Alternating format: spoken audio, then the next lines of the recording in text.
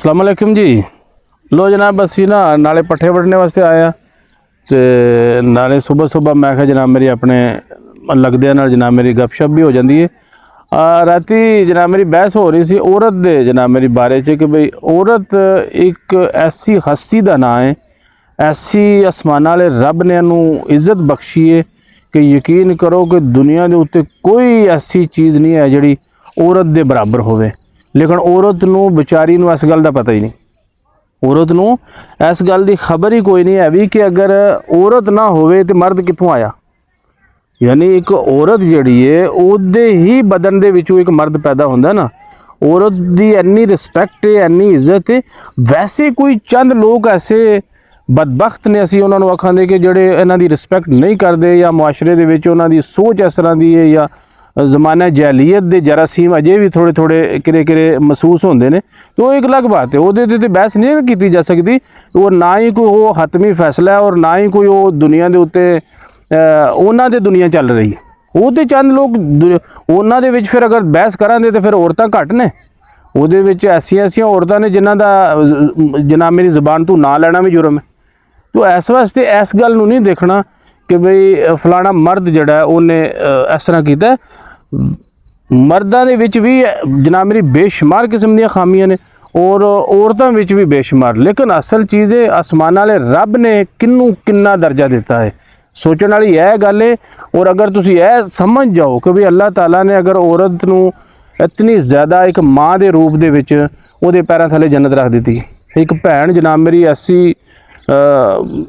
ऐसा लफ्ज़ है जनाब मेरी कि भरा उहदे पिछे जान दे दिंदा। ठीक है, अगर बीवी की शक्ल च आ जाती है तो बीवी तो उत्ते दुनिया की किहड़ी मुहब्बत करने वाली, मैं कहना एक सुकून है, एक नेमत है, एक अल्लाह ताला की कुदरती ऐसी चीज़ है कि तुहाडे कोले सोना चांदी हीरे जवाहरात खान दुनिया की हर चीज़ हो, अगर औरत ना हो तो मर्द मुकम्मल ही कोई नहीं है।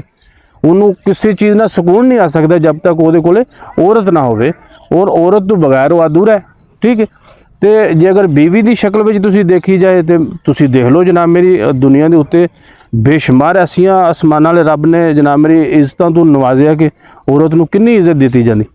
वो सिर्फ कुछ लोगों की वजह नाल मुआशरे दे विच बदनामी का सबब बनते हैं पे कि बई चंद लोग मारते हैं या कोई ताने मारते हैं या जनाब मेरी होर किसी किस्म दी सजावां या मुश्किलां जनाब मेरी उन्होंने वास्ते पैदा करते हैं। ਉਹਦੇ 'ਚ औरतों के भी तो फिर कई सारे गुनाह ने ना कि भी वो कदों जनाब मेरी कंट्रोल 'च रहिंदियां ने। जिन्ना खुला छड्डो फिर वो उन्नियां ही उन्हां दीयां वागां ढिल्लियां होंदियां जांदियां ने, उन्हां नूं फिर सलना बड़ा औखा हो जाता।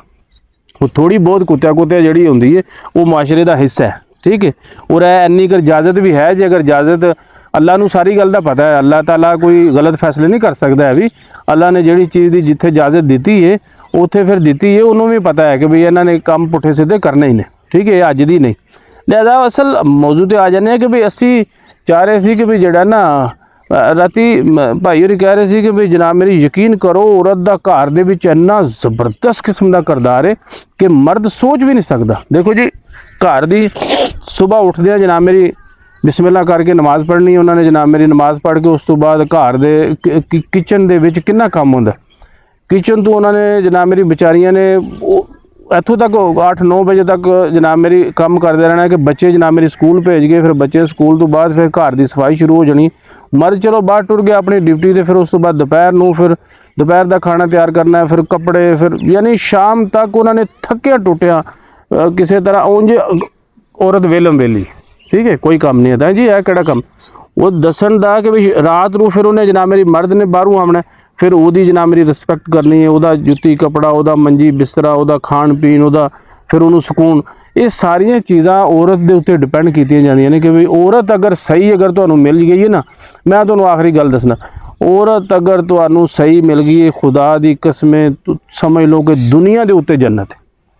अगर तुसी ये तुहाडे मुकद्दर ने, ये मैं तुहानूं दसना, ये ना मुल लई जांदी ना तोल के लई जाती ना सोहण नाल लई जाती कि बई फलाना बंदा बड़ा सोहना या फलाने का जनाब मेरी कह सकते हो कि बरादरी बड़ी चंगी है।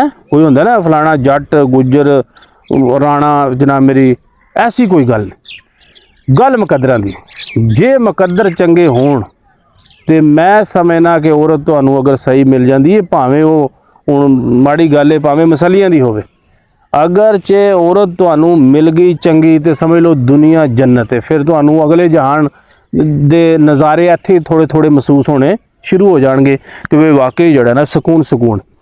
ਤੇ ਜੇ ਅਗਰ ਔਰਤ ਲੱਭ ਗਈ ਕੁੱਤੀ ਤੇ ਗੱਲ ਤੁਹਾਨੂੰ ਅੱਗੇ ਸਾਰੀ ਪਤਾ, ਮੈਂ ਕਰਾਂਗਾ ਤੇ ਉਹ ਮਾੜੀ ਹੋ ਜਾਏਗੀ, ਠੀਕ ਹੈ ਨਾ। ਫਿਰ ਉਹ ਸਮਝ ਲਓ ਕਿ ਤੁਹਾਡੇ ਕੋਲੇ ਫਰਾਡੋ ਸਮਝ ਲਓ ਜੋ ਦੁਨੀਆ ਦੀ ਜਨਾਬ ਮੇਰੀ ਨਰਮ ਗਰਮ ਜਨਾਬ ਮੇਰੀ ਬਿਸਤਰ ਔਰ ਹਰ ਮੌਸਮ ਦੇ ਲਿਹਾਜ਼ ਨਾਲ ਤੁਹਾਡੇ ਕੋਲ ਸਹੂਲਤਾਂ ਹੋਣਗੀਆਂ, ਲੇਕਿਨ ਸਕੂਨ ਨਹੀਂ ਹੋਣ ਲਿਆ, ਕਿਉਂਕਿ ਔਰਤ ਤੇ ਬੜਾ ਡਿਪੈਂਡ ਕਰਦਾ ਹੈ। ਲੋ ਅਸੀਂ ਜਨਾਬ ਮੇਰੀ ਆਏ ਸੀ, ਨਾਲੇ ਤੁਹਾਡੇ ਨਾਲ ਗੱਪਸ਼ਪ ਹੋ ਗਈ ਹੈ। ਦੁਆਵਾਂ ਯਾਦ ਰੱਖਣਾ, ਚੈਨਲ ਨੂੰ ਜ਼ਰੂਰ ਸਬਸਕ੍ਰਾइब करना है और अगले ब्लॉग तक इजाज़त दो। अल्लाह दे वाले।